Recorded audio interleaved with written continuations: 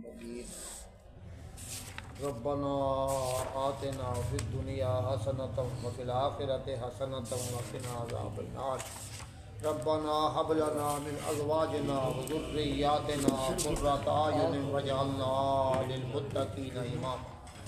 وصلى الله تعالى على خير خلقه محمد وآلہ وصحابہ اجمعین برحمتک یا ارحم الراحمین۔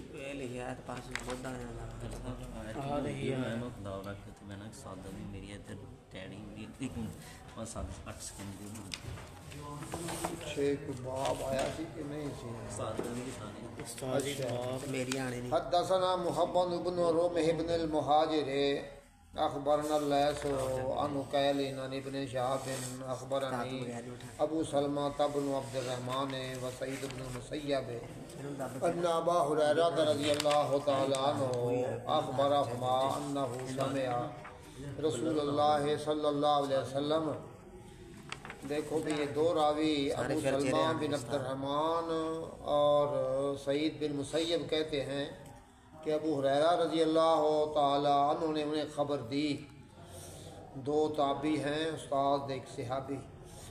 کہ انہیں خبر دی ابو ہریرہ رضی اللہ تعالی عنہ نے، انہوں نے سنا رسول اللہ صلی اللہ علیہ وسلم یقول فرماتے تھے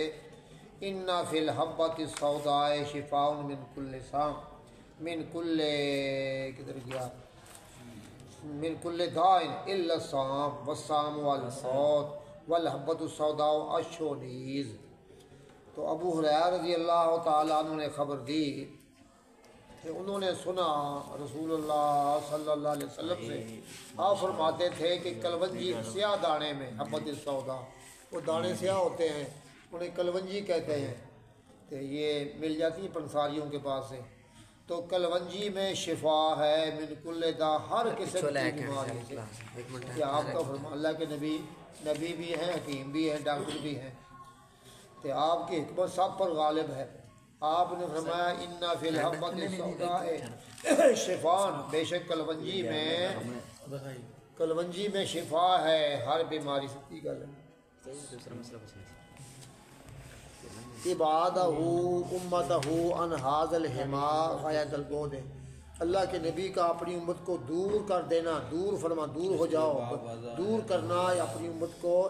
اس چراگاہ سے، اس جائے حفاظت سے انتہائی دور کرنا۔ پیڑی آ چراگاہ ہے نا توحید دی،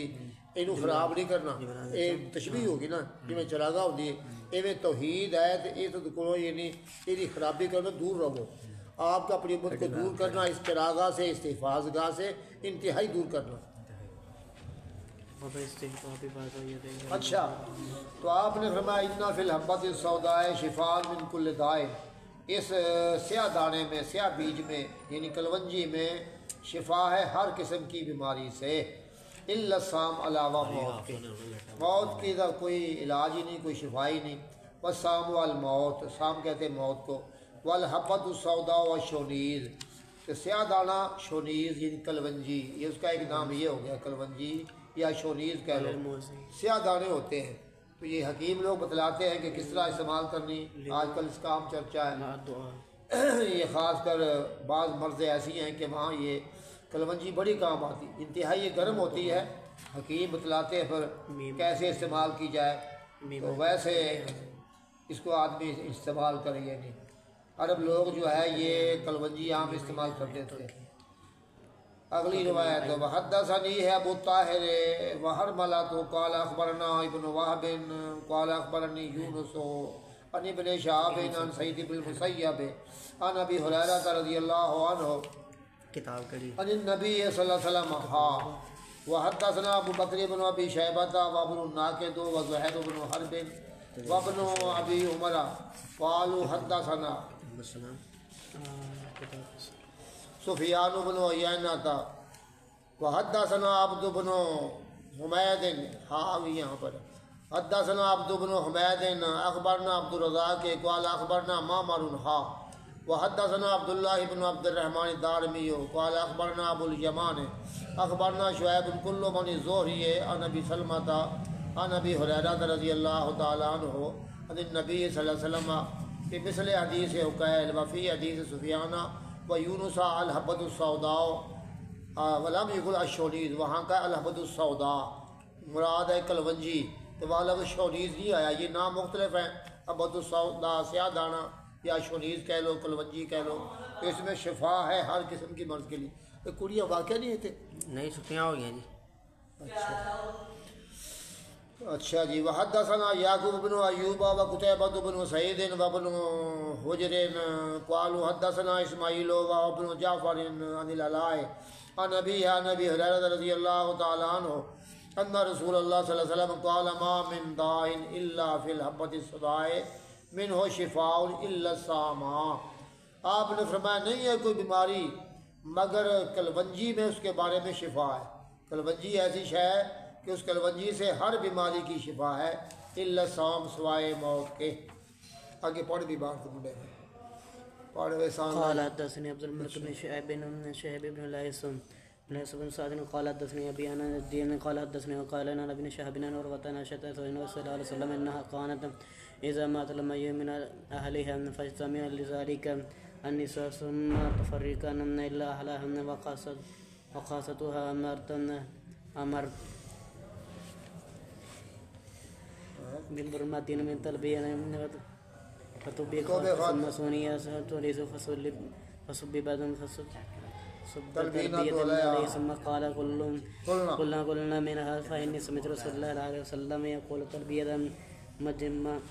لف المزيد تذهب البعض الحسن۔ اچھا بھی حضرت عائشہ زوج النبی صلی اللہ علیہ وسلم وہ جب ان کے اہل میں یعنی گھرانے میں کوئی بندہ فوت ہو جاتا تھا، اہل گھرانہ خاندان، خاندان ہوتا کافی سارا، ان کے خاندان میں کوئی بندہ میت ہو جاتا، فوت ہو جاتا، فاجتمع لذلک النساء، عورتیں جمع ہوتی اس میت کے ان موقع پر، بندہ فوت ہو گیا تو عورتیں بھی اکٹھی ہوتی، بندے بھی اکٹھے ہوتے، آج کل بھی ہوتا ہے بندے اکٹھے ہوتے رشتہ دار، تو جمع ہوتی اس کام کے اس وجہ پر عورتیں، ثم تفرقنا، پھر متفرق ہوتی، جو آیا چلے گئے، افسوس کیا چلے گئے، تو جو اکٹھے ہوئے سب چلے گئے، الا اہلھا، مگر میت کے گھر والے،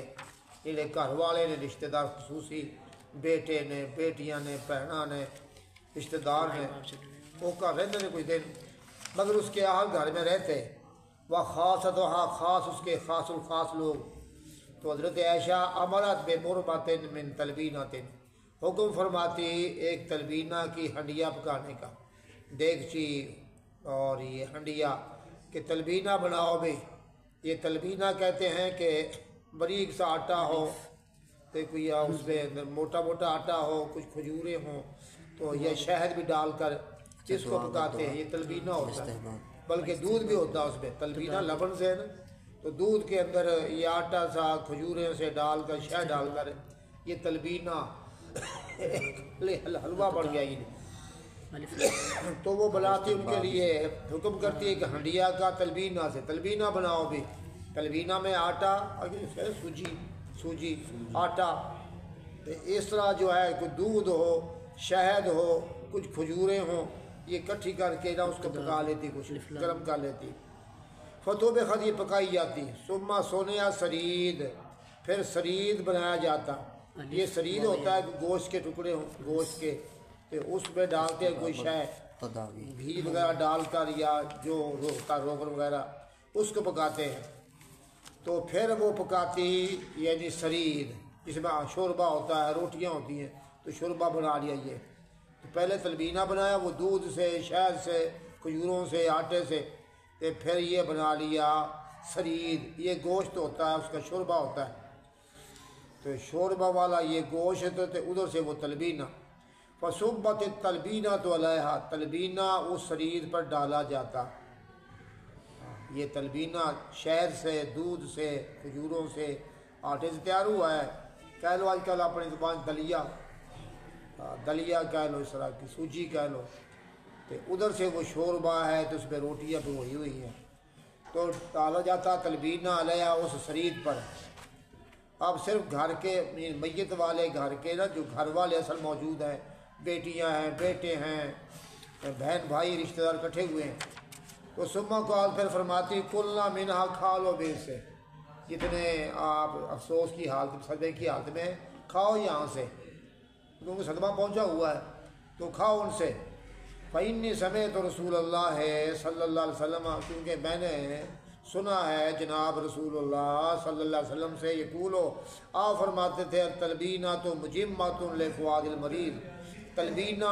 جو تلبینہ یہ کھانا پیچھے آیا دودھ والا شہد والا، یہ مریض کے دل کو سکون دینے والا ہے۔ مجمہ مانا سکون، پھر بندہ مریض ہوئے تو سکون ہے تلبین دینا، تو یہ کھانا سکون دینے والا ہے مریض کے دل کو۔ التلبینہ تو مجمۃ لفؤاد المریض، تلبینہ کھانا یہ سکون دینے والا ہے مریض کے دل کو۔ تذہب ببعض الحزن، یہ بعض غم کو ختم کر ڈالتا ہے۔ جڑا بندہ غمگین ہوئے انہوں خوراک یہو جی دیو کہ وہ غم ختم ہو جائے، صدمہ ختم ہو جائے، تو دل کو سکون پہنچے۔ تو یہ مسئلہ ہوں تسی یاد رکھو، یہ کوئی موقع ہوئے کہ گھر چ پھر بندہ نہ یہ کھانا تیار کرے تاکہ جو غمگین لوگ نے پریشان نے صدمہ پہنچا ہے وہ یہ کھانا کھان۔ ایک پاسے تلبینہ تو ایک پاسے جڑا ہے سرید ہے، سرید گوشت کا شوربہ، روٹیاں پکوئی ہوئی، اور تلبینہ دودھ شہد کھجوریں آٹا یہ پکایا ہوا، یہ دونوں ملا کر کھانا کھایا جائے۔ وحدثنا محمد بن المثنى ومحمد بن بشار واللفظ لابن المثنى قال حدثنا محمد بن جعفر قال حدثنا شعبة عن قتادة عن ابي المتوكل عن ابي سعيد الخدري قال جاء رجل الى النبي صلی اللہ علیہ وسلم، ایک آدمی آیا پاس نبی صلی اللہ علیہ وسلم کے، فقال کہنے لگا ان اخی استطلق بطنه، جناب میرے بھائی اس کا پیٹ خراب ہو گیا، پیٹ چل پڑا ہے، یعنی پیچ لگے ہوئے ہیں، جلاب لگے ہوئے ہیں، پیٹ چل رہا ہے، جلاب چل رہا ہے، تو میرا بھائی اس کا پیٹ جو ہے وہ جلابوں سے یعنی وہ چلا ہوا ہے، پیٹ چل رہا ہے، یہ جلاب لگے ہوئے ہیں۔ تو یہ بڑی بری بیماری ہے نا، جس کو اٹک جلاب لگے اندر رہے نا کوئی شاید، تو پھر آدمی کمزور ہو جائے گا کہ اللہ نہ کرے تو موت واقع ہو سکتی ہے۔ تو میرے بھائی کا پیٹ وہ جو ہے چل پڑا ہے، جلاب جو ہے اس کو لگے ہوئے ہیں، تو آپ نے فرمایا اس کے ہی اصلاً اس کو شہد پلا، کیونکہ آپ حکیم ہیں، دانا حکیم، فرمان جا شہد پلا دے۔ شہد میں کے بارے میں قرآن نے کہا ہے فی شفاء للناس، شہد میں شفا ہے لوگوں کے لیے۔ جو شہد کی مکھیاں وہ بڑے رس چوستی ہیں، بڑے پھول سونگتی ہیں، اس کو شہد پلا، فسقا اس کو شہد پلایا، ثم جاؤ پھر آیا آپ کے پاس، فقالا انی سقیت وسلم، میں نے اس کو شہد پلایا ہے، فلم یزیدہ الا استطلاقا، اس کا پیٹ نہیں بڑھا مگر جلاب چلنے میں جلاب اور تیز ہو گئے۔ وہ اصل نہ وہ شہد کی بنا پر اندر پیٹ میں سڈے تھے نا، وہ نکل رہے تھے، وہ سمجھا کہ شاید جلاب اور بڑھ گئے ہیں، حالانکہ وہ شہد کی سے نا وہ سڈے نکل رہے تھے، پیٹ صاف ہو رہا تھا، ایک دفعہ صفائی تو لازمی ہوتی۔ فقال له ثلاث مرات، 3 دفعہ کہا جی اس کے جلاب بڑھ گئے ہیں، اس کا پیٹ زیادہ ہی بہہ رہا ہے۔ ثم جاءت الرابعہ، پھر 4تھی دفعہ آیا، آپ نے فرمایا اس کے ہی اثر اس کو شہد پلا، آپ یہی کہہ رہے ہیں شہد پلا شہد پلا۔ فقال لقد سقیت، اس کو میں نے شہد پلایا ہے، فلم یزیدہ الا استطلاقا، اس نے اس کو نہیں بڑھایا مگر پیٹ کے چلنے، اس کا پیٹ زیادہ ہی چل پڑا، ہی جلاب بڑھ گئے۔ 4 دفعہ ہے۔ آپ نے فرمایا صدق اللہ وکذب بطن اخیک، اللہ نے سچ کہا ہے، تیرے بھائی کے پیٹ نے جھوٹ کہا ہے، تیرے بھائی کا پیٹ جھوٹا ہے تو اللہ سچا ہے۔ اللہ نے فرمایا اس میں شہد میں شفا ہے، ایک بات اللہ نے سچی ہے، تیرے بھائی کا پیٹ سچا ہے، تیرے بھائی کے پیٹ نے جھوٹ کہا ہے، مطلب یہ تھا کہ وہ جو کچھ ہو رہا ہے ٹھیک ہو رہا ہے، پیٹ صاف ہو رہا ہے، چلنے دو، اللہ کی بات سچی ہے۔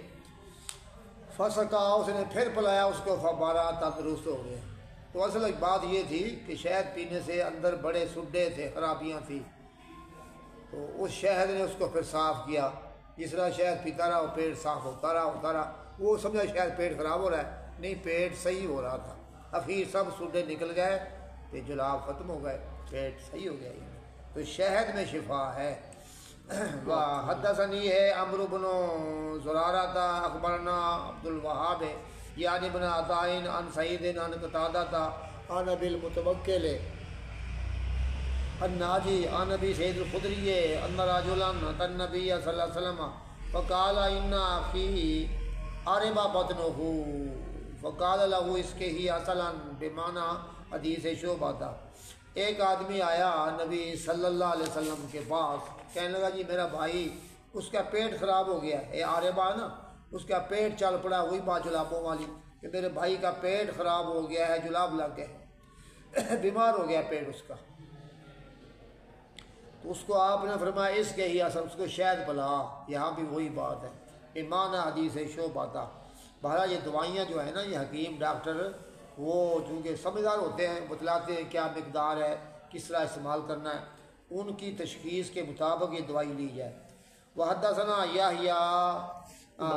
بن یحییٰ قال قرأت علی مالک عن محمد بن المنکدر ومن نضر مولا عمر بن عبید اللہ عن عامر بن سعد بن ابی وقاص عن ابیہ انہ سمع یسأل اسامہ بن زید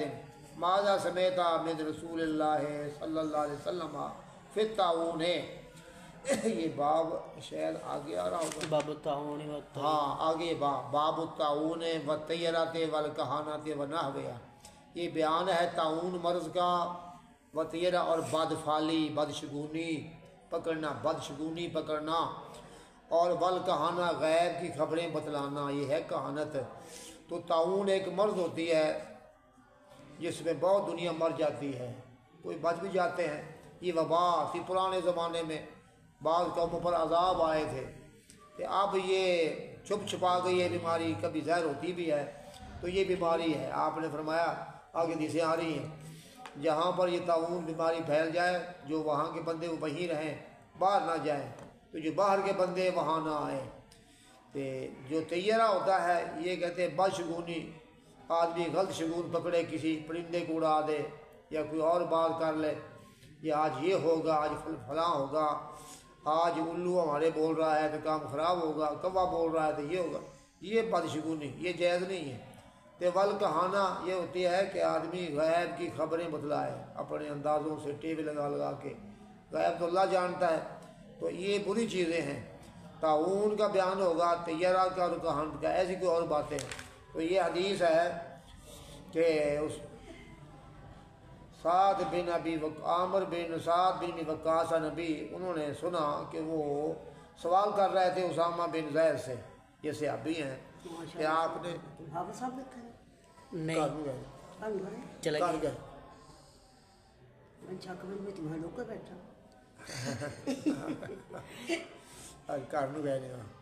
ہاں جی. تو ماذا سمیت، آپ نے کیا سنا ہے رسول اللہ صلی اللہ علیہ وسلم سے پھر طاعون کے بارے میں؟ تو سنا آپ نے طاعون کے بارے میں، طاعون کے بارے میں تو حدیث سنی آپ نے. تو اسامہ نے کہا کہ رسول اللہ صلی اللہ علیہ وسلم نے فرمایا الطاعون رجز او عذاب ارسل علی بنی اسرائیل. کیا آپ نے فرمایا طاعون یہ ایک جو ہے عذاب تھا، لفظ رجز بول دو یا عذاب معنی ہے کہ یہ ایک بیماری تھی، ایک عذاب تھا جو بھیجا گیا بنی اسرائیل قوم پر. قوم بنی اسرائیل تھی، انہوں نے نافرمانیاں کی تو اللہ نے ان پر عذاب بھیج دیا. اس طاعون سے بہت دنیا مر گئی، 70,000 بندے ایک دن مر گئی. تو یہ طاعون ایک تکلیف تھی، مرض تھی یا عذاب تھا جو بھیجا گیا بنی اسرائیل پر یا ان پر جو تم سے پہلے تھے. فَإِذَا سَمِعْتُمْ کی گل ہے فالتو چل دی ہے، آپ نے بولنا کہ آؤ فالتو نے، ہاں جی چلو بند کر دو. تو فَإِذَا سَمِعْتُمْ بِهِ بِأَرْضٍ، جب تم سنو طاعون کی مرض کسی علاقے میں کہ کہیں طاعون پھیلا ہوا ہے،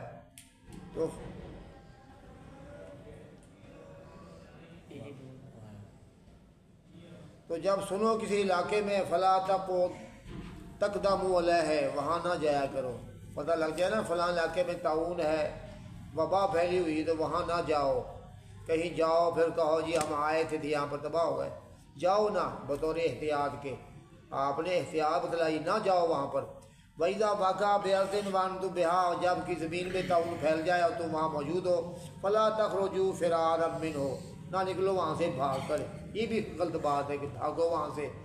جو موت لکھی ہوئی ہے وہ آ جانی ہے. اس واسطے جہاں آپ رہتے ہیں اگر وہاں مرض پھیل گئی تو وہاں ٹکے رہو. کہ اگر کوئی باہر کے بندے ہیں تو وہ سنیں کہ فلاں جگہ پہ تعاون ہے تو وہ وہاں نہ آئے، تاکہ عقیدہ بھی خراب نہ ہو تو احتیاط برتی جائے، یہ آپ نے فرمایا۔ وقال ابو النضر لا یخرجکم الا فرار منہ، تم کو نہ نکالے وہاں سے بھاگنا کہ بھاگ جاؤ وہاں سے، یہ کام صحیح نہیں ہے، بھاگ کر نکلنا وہاں سے مناسب نہیں، وہاں پر نہیں۔ تو جہاں یہ مرض واقعہ ہے تم وہاں رہتے وہیں رہو، جو باہر کے بندے وہاں نہ آئے، یہ آپ کی حدیث ہے، آگے حدیث پڑھو گے۔ قال حدثنا عبد الله بن مسلمة بن كعنب وقتادة بن سعيد قال أخبرنا ابن مغيرة بن زبير بن كعنب قال أخبرنا ابن عبد الرحمن القرشي بن أبي نصر أن أمير بن سعد بن وأبي وقاص أن أسامة بن زيد قال قال رسول الله عليه وسلم أتعون آية الرجز ابتلى الله عز وجل به ناسا من عبادهم فإذا سمعتم به فلا تدخلوا عليهم وإذا وقع بأرض وعنتم بها فلا اسامہ بن تدخلوا زید رضی اللہ عنہ فرماتے ہیں کہ رسول اللہ صلی اللہ علیہ وسلم نے فرمایا تعاون آیت الرجز ایک عذاب کی علامت تھی، پہلے عذاب کی علامت تھی، اللہ تعالیٰ نے آزمایا اس سے کئی لوگ اپنے بندوں میں سے۔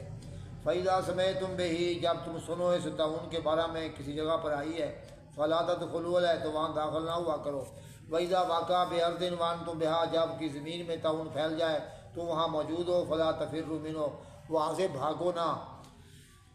ھذا حدیث القانبی و قتیبہ نہ ہو۔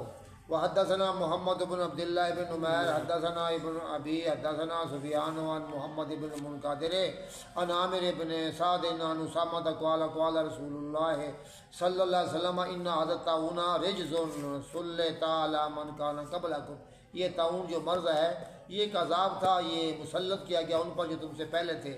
یا بنی اسرائیل پر۔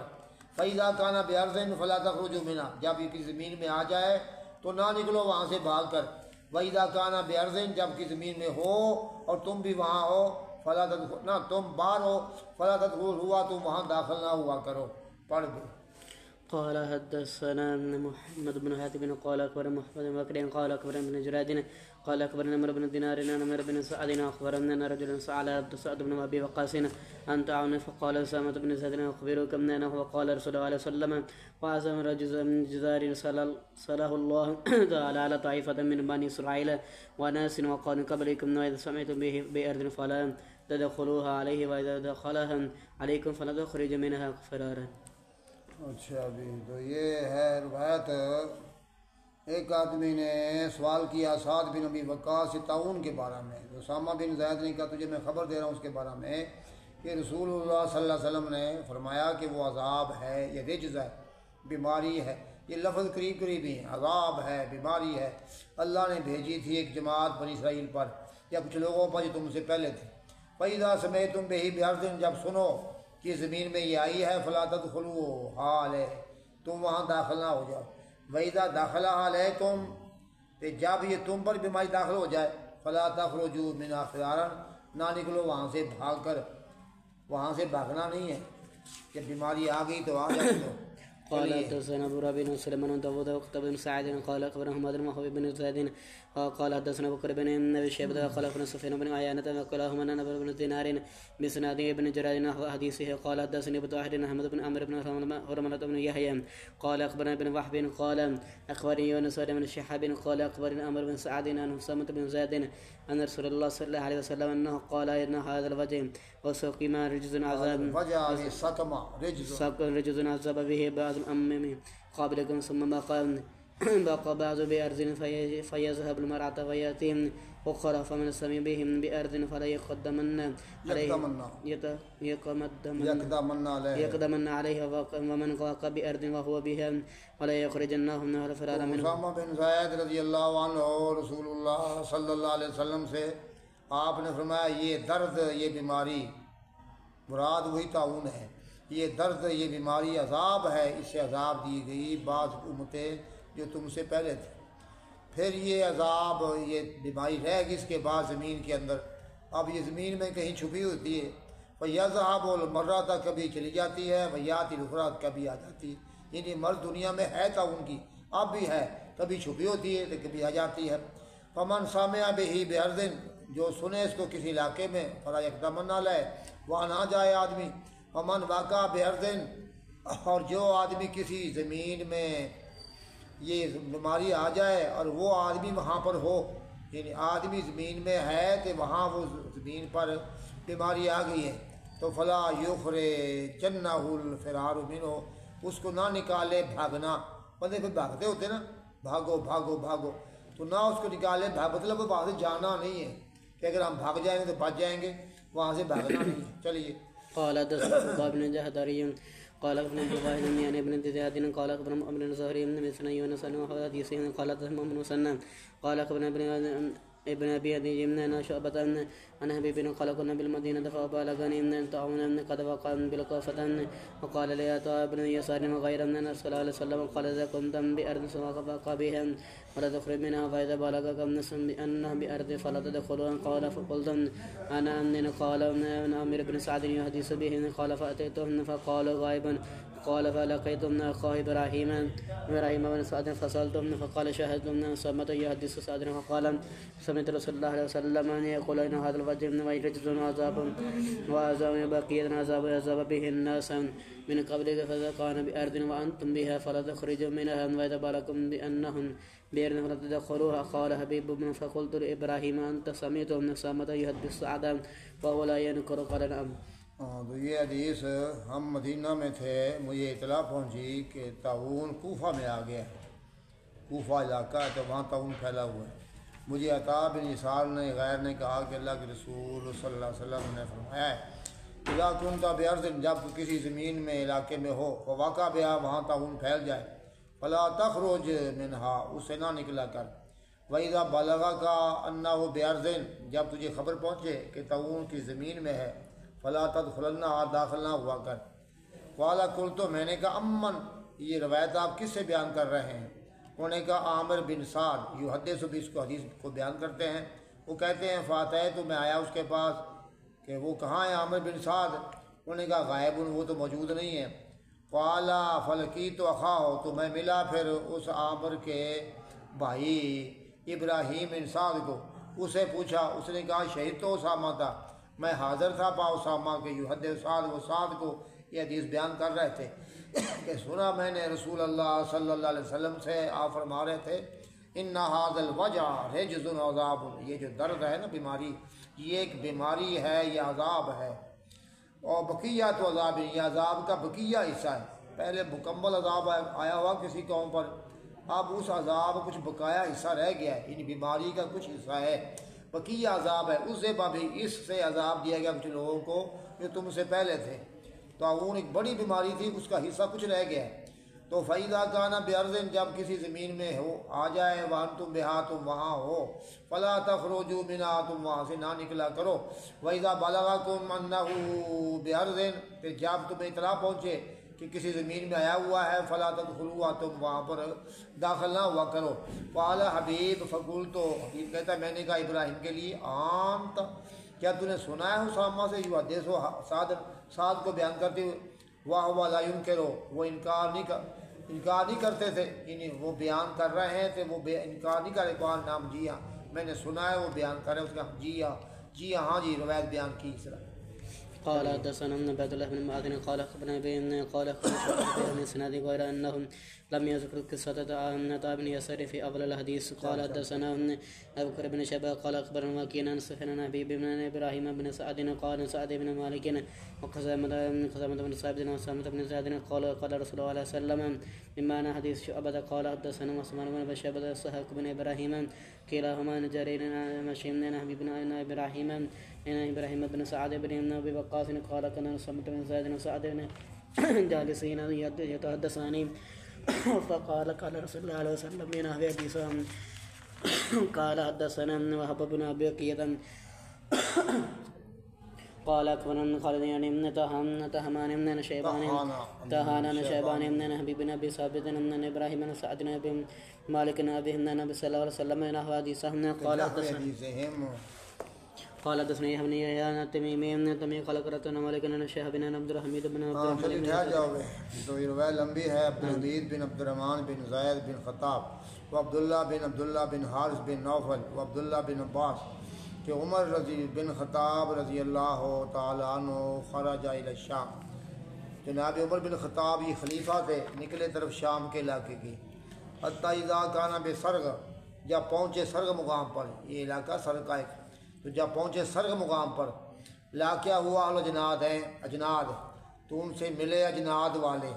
یہ اجناد ایک علاقے کا نام ہے اجناد، اس کے عمرا حاکم ملے ہوں گے۔ اجناد بڑا علاقہ ہے، اس سے مراد ہے شام کے شہر، 5 شہر شام کے، فلسطین، اردن، دمشق، حمص، کنسرین، یہ شام کے 5 بڑے بڑے علاقے ہیں، فلسطین، اردن، دمشق، حمص، کنسرین، انہیں کہتے ہیں اجناد۔ جنگ بھی وہاں ہوئی تھی، اس کا نام ہے جنگ اجناد ہیں۔ تو ملے ان کو اہل جناد، ملے ابو عبیدہ بن جراح اس کے اصحاب، یہ بھی ساتھ بڑے بڑے سپہ سالار تھے، یہ ملے۔